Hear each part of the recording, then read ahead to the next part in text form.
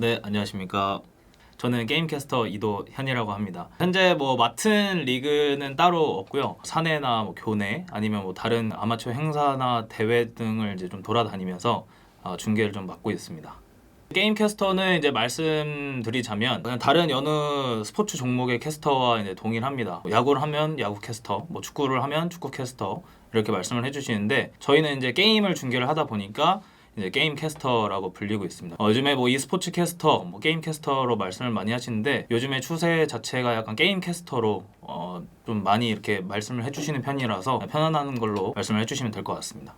원래는 저는 스포츠하고는 전혀 상관없는 쪽이었어요. 애초에 고등학교도 인문계 고등학교에 그냥 문과를 나왔었고 대학교 전공 같은 경우에도 이제 항공운항학과라고 해서 비행기 조종하는 그런 학과를 나왔었거든요. 원래 이제 고등학교 때부터 저희 집이 좀 어려웠었습니다. 환경이 좀 많이 어려워져서 대한민국의 또 장남이자 첫째로서 막중한 또 그런 걸 좀 가지고 있었기 때문에 열악한 이 환경을 어떻게 타개를 할까를 되게 고민을 많이 했었습니다. 그러면 내가 어떻게 살 수 있을까? 뭘 해야 내가 살 수 있을까? 이렇게 고민을 했고 근데 고민을 하는 그 당시에도 제가 게임을 하고 있더라고요. 그때 이제 리그 오브 레전드를 한창 하고 있었는데 게임이 나한테 뭔가 힘이 되고 너무 재밌다 라는 생각이 갑자기 들었습니다. 그러면 어쨌든 덕업일치를 해야 되니까 내가 또 게임을 하면서 어떤 걸 잘할 수 있을까 라는 걸 이제 그때 또 고민을 하기 시작한 거죠. 제가 말을 또 하는 걸 좋아하고 사람들이랑 얘기하는 걸 좋아하니까 그때 당시에 이제 BJ를 한번 해보자. 그래서 이제 BJ를 했는데 처음에는 나름 잘 됐어요. 나름 시청자분들도 50분 뭐 그러다가 이제 몇백 명까지 늘어난 경우도 있었고 같이 즐겁게 막 이렇게 하다가 BJ로 전향을 하기에는 제가 좀 두려웠죠. 그래서 다시 학교를 복학을 해야겠다라고 생각을 해서 그때 학교를 복학하기 전에 성남시에서 e스포츠 전문가 과정이라는 거를 국책 사업으로 뭔가를 진행을 하고 있었습니다. 그래서 거기에 이제 지원을 했었는데 또 운이 좋게도 이제 발탁이 돼가지고 그때 당시에 이제 e스포츠의 근간에 대해서 많이 배우기 시작했던 거죠. 그래서 e스포츠에 대해서 좀 알게 되고 학교를 복학하자마자 e스포츠에 대한 이제 동아리를 만들기 시작한 겁니다. e스포츠 동아리를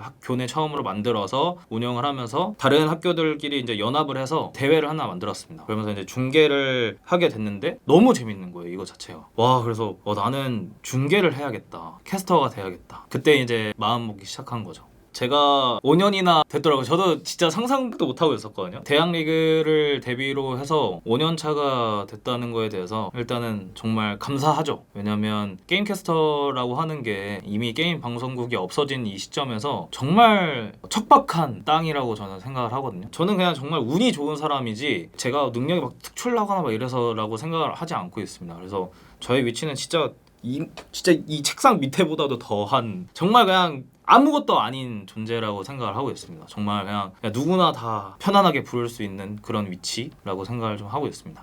제가 이제 멘트를 나름대로 좀 연구를 하는 편이거든요. 사실 저도 이제 아나운서 학원을 잠깐 다녔었어요. 그때 다니면서 느꼈던 게 내가 멘트들을 조금 정리를 해놔야겠다. 약간 이런 것들이 있었거든요. 예를 들어서 제가 롤모델로 생각하시는 이제 선배 캐스터분 중에 한 명이 성승환 캐스터님이신데 되게 주옥 같은 말을 많이 하시거든요. 중계하실 때. 그래서 이제 그런 걸 좀 정리를 해놓죠. 제가 또 웹툰이나 이런 걸 좀 많이 보는 편이거든요. 책은 잘 안 보는데 웹툰을 좀 많이 보는 편이라서 그 웹툰 속에서 저의 약간 심금을 울렸던 대사들이 있습니다. 그런 대사들을 좀 기억을 해놨다가 적재적소에 맞게 좀 치려고 하는 편입니다.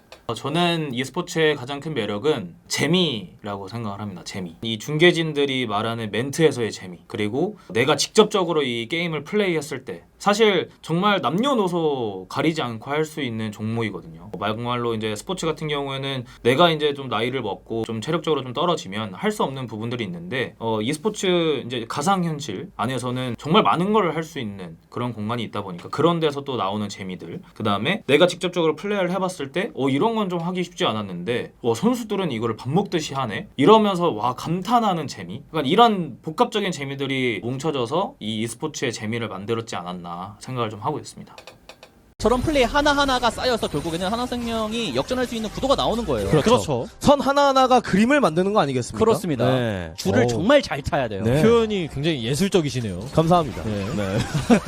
정말 지금 제 위치에서 정말 영광스러운 자리였죠. 게임 캐스터로서 이 LCK 아카데미 시리즈를 중계할 수 있었다는 것 자체가 게임 캐스터라는 직업을 가지고 있는 사람으로서 영광스러운 자리가 아니었나 생각이 듭니다. 그래서 그때 정말 최악의 컨디션이었거든요. 독감 비상 걸린 바로 직후였어가지고 몸도 좀 아팠고 너무 피곤한 상황이었기 때문에 이 입병이 다 나가지고 발음도 잘 안 나올 것 같고, 그런데도 불구하고 이 영광스러운 자리를 진짜 내가 놓칠 수 없겠다, 정말 좀 더 잘하고 싶다, 이런 마음이 있었어서 진짜 최선을 다했던 것으로 기억이 좀 남습니다.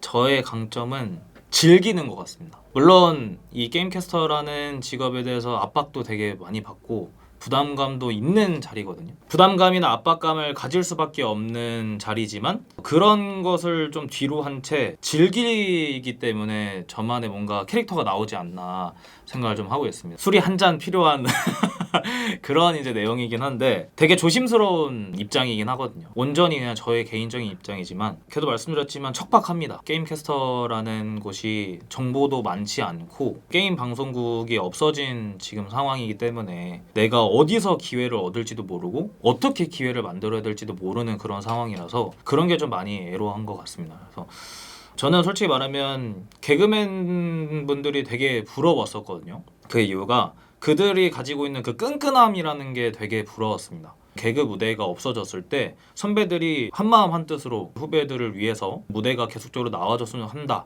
라고 이제 발언을 하신 분들이 되게 많았었거든요. 그렇기 때문에 이제 그런 게 좀 많아져서 또 선배 캐스터들도 후배 캐스터들을 위해서, 또는 이제 후배 캐스터들도 이제 선배 캐스터들을 위해서 목소리를 높일 수 있는 그런 장소가 좀 많아지면 좋을 것 같습니다. 있습니다. 게임을 좋아하긴 하지만 어쨌든 스포츠도 굉장히 좋아하거든요. 저는 경험을 되게 중요하게 생각하는 사람이기 때문에 그런 부분에 있어서 저의 스펙트럼을 좀 눕힐 수 있는 그런 장소라면 어디든지 마다하지 않고 가고 싶습니다. 원래 이 스포츠에 대한 전망이 굉장히 좋거든요. 물론 지금도 저는 좋다고 생각을 합니다. 이번에 2023년 리그 오브 레전드 이제 월드 챔피언십 결승전 그런 숫자만 봐도 제가 알기로는 640만 명 정도가 본 것으로 알고 있거든요. 이번에 이제 또 신기록을 세우면서 뭔가 그런 이제 광고나 이런 이제 수익성에 관련해서는 정말 더할 나위 없는 그런 무대라고 생각을 하고 있고, 이것을 제외한 다른 곳에서 수익성을 어떻게 생각을 할 것인가, 어떻게 사업성을 가져갈 것인가, 이런 게 이제 문제인 거거든요. 그리고 e스포츠에 대한 위기설은 솔직히 말하면 옛날부터 있었어요. 게임 종주국에부터 시작해가지고 게임에 대한 뭐 안 좋은 소리들, 법적 규제, 리그 오브 레전드는 최대 10년이다 뭐 이런 얘기부터 해서 되게 위기설은 많았는데 항상 그걸 타개해 왔었거든요.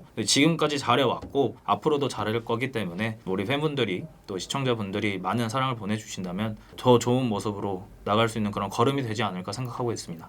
게임캐스터의 처우는 정말 열악하고 척박하죠. 뭔가 섭외 관련돼서 연락이 오더라도 일단 페이적인 부분들도 잘 모르세요. 저희도 사실 말하기 좀 힘든 부분도 있고, 그 다음에 또 이게 어느 정도로 말씀을 드려야 또 중간 조율되는지도 또 중요하다 보니까 그런 부분에서도 또 애로한 부분이 있고, 저야 이제 조금 시간이 좀 지났고 저에 대한 이 정도는 해야겠다라는 게 있으니까 이제 말씀을 드릴 수 있는 부분이지만, 제가 이제 처음 나왔을 때 그때는 많이 힘들었었죠. 그게 지금까지도 이어지고 있다는 거는 그만큼 처우가 변하지 않고 개선되지 않았다는 부분이고, 원래는 제 동생들도 하고 싶어하는 친구들 많았었는데 거의 떨어져 나간 상태라고 보시면 될 것 같습니다. 기본적인 거 이제 발성과 발음이죠. 제가 막 14시간씩 16시간씩 중계를 하더라도 굉장히 편안한 목소리와 편안한 발음으로 또 말씀을 드려야 되는 그런 게 가장 저는 기본적인 거라고 생각을 좀 하고 있고요. 그 다음에 이제 플러스 알파적으로 말씀드릴 수 있는 건 이번엔 어떤 얘기를 할까, 이 사람은 또 어떤 얘기를 할까, 이렇게 좀 기대감을 줄 수 있는